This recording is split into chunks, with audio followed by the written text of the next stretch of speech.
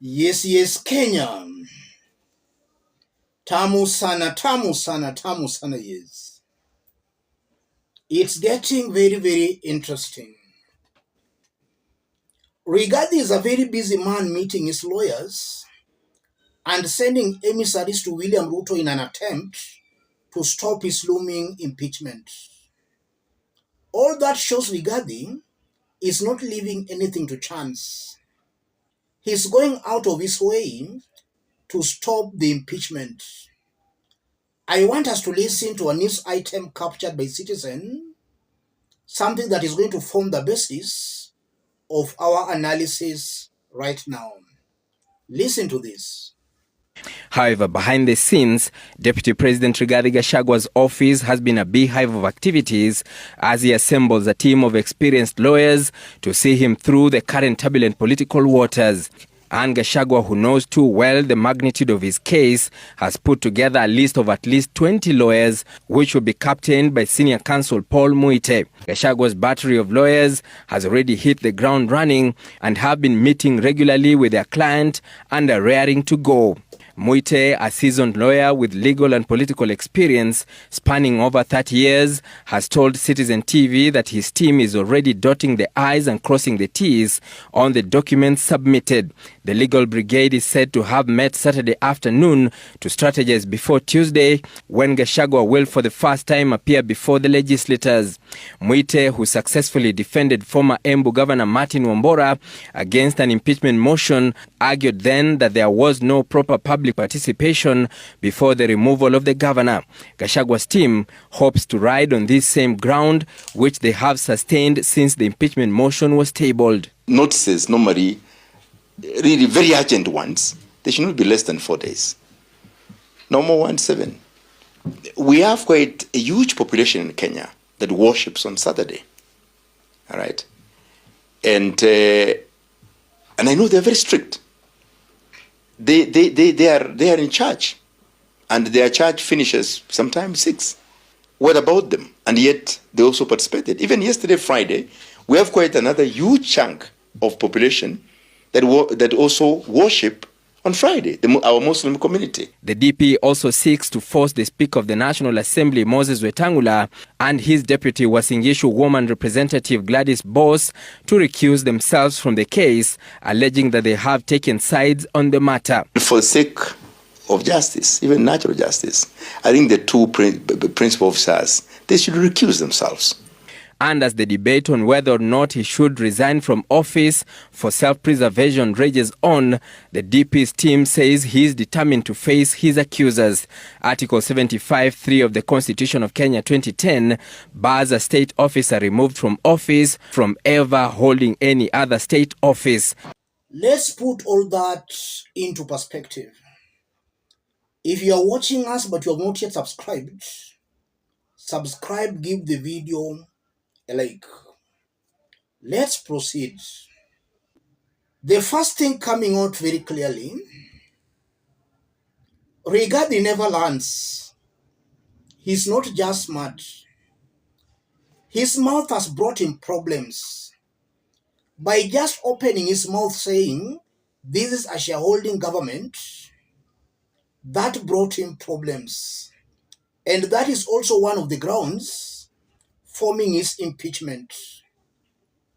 He has been too mouthy, talking too much, attacking everybody. I'm seeing his lawyers are also repeating the same mistake.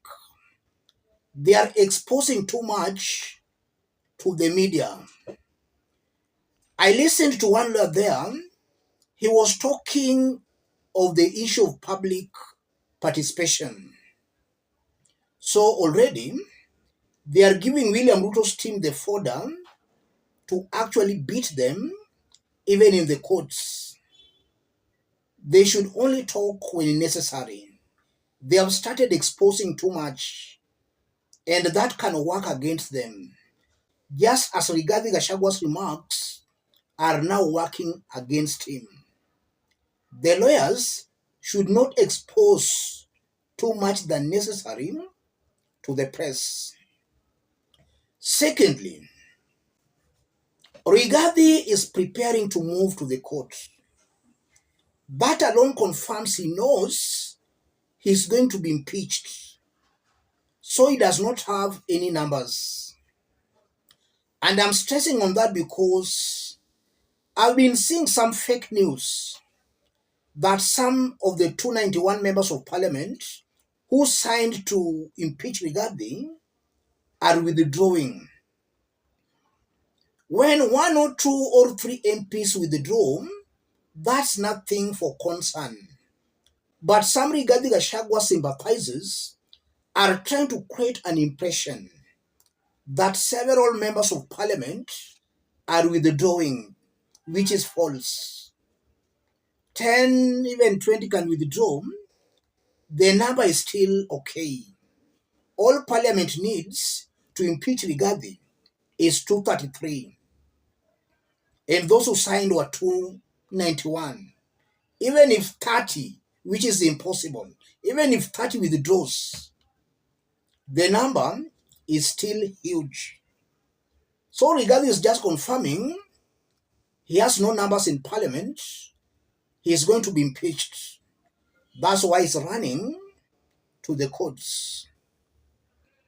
And just as I've been saying here, Rigathi has no reason at all of challenging his impeachment. So it's as if they're on a fishing expedition where they can grasp on anything. And now they are grasping on public participation. That's what I've been saying here. They want to use public participation to challenge the impeachment. And it appears that's their main point. Since the history of public participation in Kenya, I've never seen an extensive public participation than the one that has been done on Rigathi's impeachment. Have you ever seen an extensive public participation than this one that has been done on Rigathi Gachagua? I doubt. This one has been more intense and more serious, more real than all the past public participations. So if Rigathi Gachagua hopes to use that to challenge his impeachment, then he's going to fail. The court will tell him there was public participation. And also I'm seeing Rigathi Gachagua who is making another big blunder by refusing to resign. He still thinks he can stop the impeachment. Rigathi should know that this is a well laid out strategy. And even the judiciary itself is involved in his impeachment. So he should not waste time thinking that he can use the courts to stop his impeachment. At the end of the day, he will lose. So if he does not want to resign, then it's clear he has now just surrendered or sacrificed his political career. The courts will not save him. The courts are part of the plot. Something that is also worth noting, let's assume that now the courts have saved Rigathi Gachagua. Who assigns him security? Ruto's government. The budget in his office is being allocated by the National Assembly. All this can be stopped and Rigathi will do nothing. His security will be withdrawn. Budget allocations to his office will be stopped. His bank accounts might even be frozen. So Rigathi cannot just fight the system. He's just a deputy president. He can't fight the system. And Rigathi should also know that these lawyers are angling to make money from his tribulations. They are very happy. A battery of high-end lawyers, over 20 lawyers, that's a very huge number. So Rigathi has to be very careful not to be taken advantage of. The lawyers are happy because they're going to get money from him. Let me stop it there.